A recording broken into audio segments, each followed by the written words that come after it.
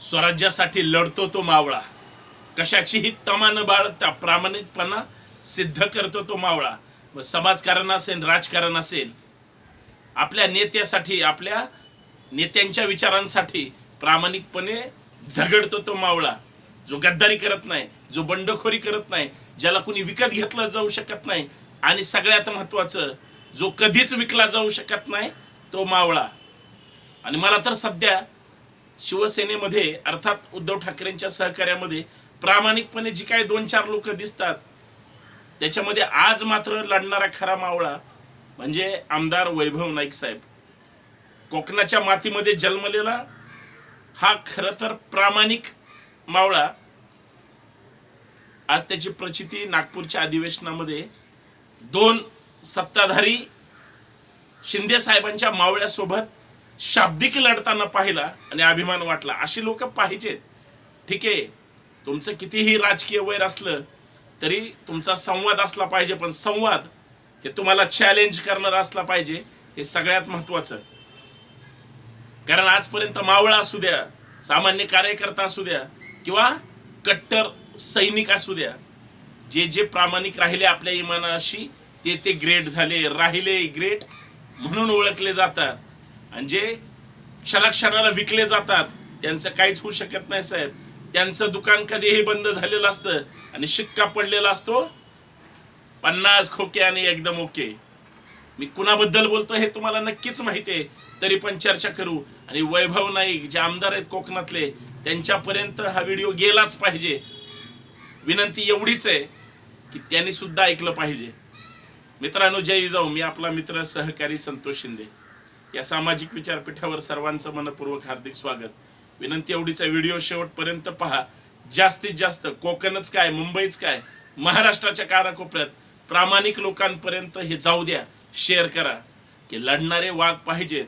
लाखोंची गर्दी असण्यापेक्षा मुठभर दर्दी मावळे सुद्धा क्रांती घडू शकतात.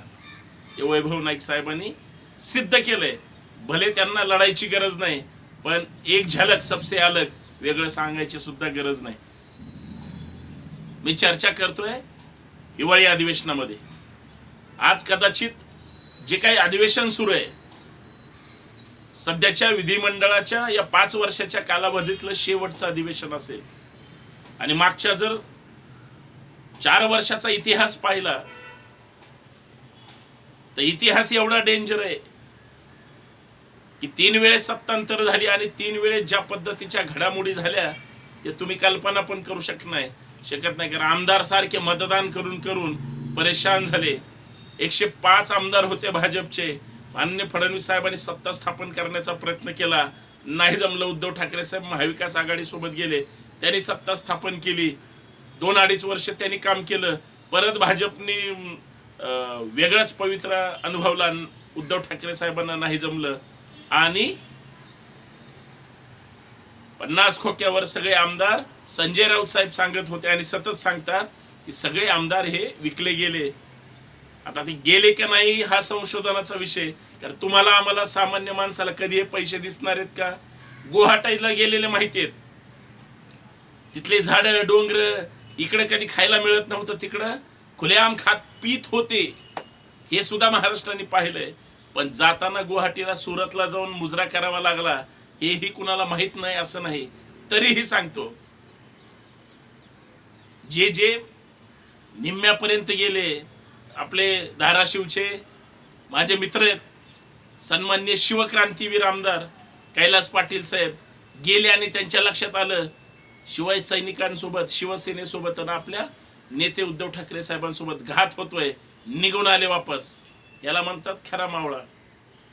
म्हणून म्हटलं, जी काही 2-5 लोक आहेत त्यांच्यापैकी जसं वैभव नाईक साहेब आहेत, तसं अनिल परब साहेब ताकदीनं किल्ला लढतायत.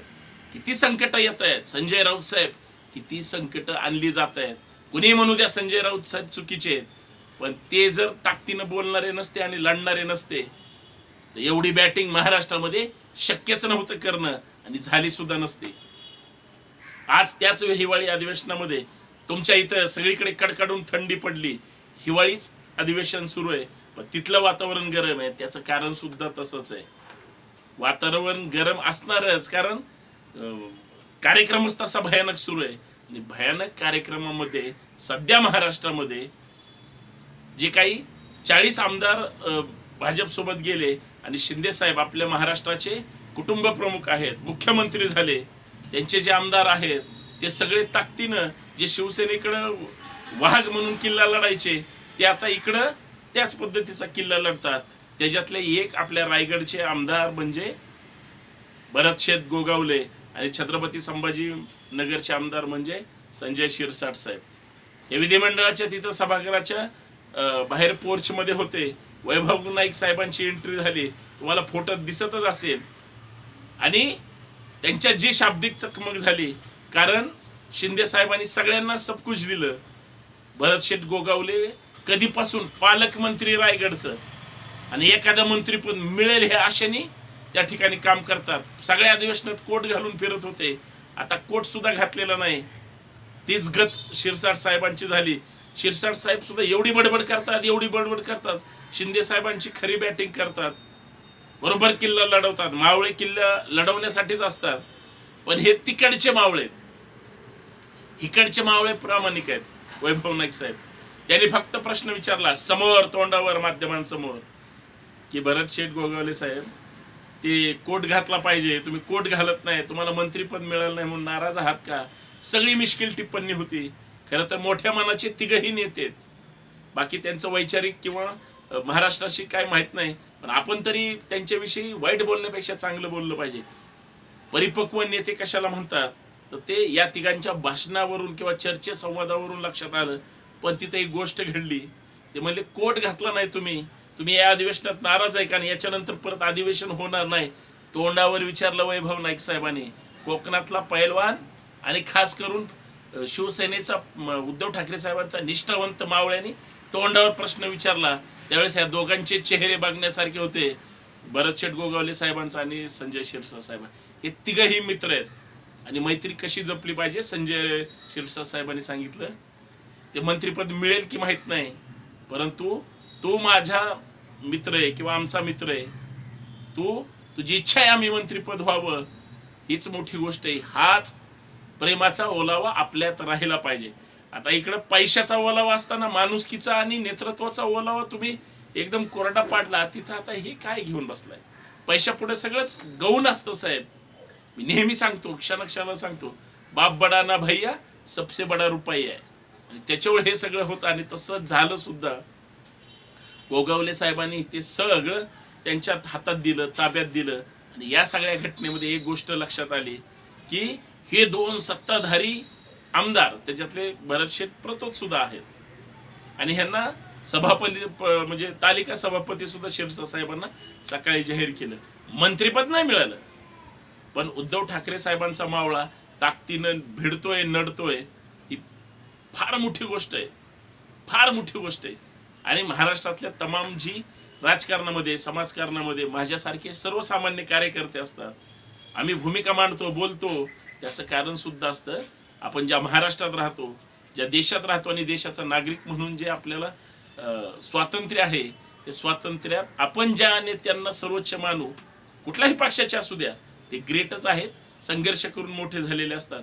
पण त्यांच्याकडून काय बोध घ्यायचा, काय आदर्श घ्यायचा, तर जर आवडलं तर त्यांचं कौतुक सुद्धा करायचं. ते चांगलं काम करतील किंवा अजून काय करतील, पण तू संवादातून वैभव नाईक साहेबांनी त्यांना जो काही शाब्दिक घाम फोडला, ही महाराष्ट्रानं समजून घेणारी गोष्ट आहे आणि मानलं पाहिजे वैभव नाईक साहेबाला. साहेब, वेळ आली तर भेटू, फक्त ह्या संतोष शिंदेची ओळख ठेवा. धन्यवाद. जय जाऊ, जय शिवराय, जय महाराष्ट्र, जय भीम.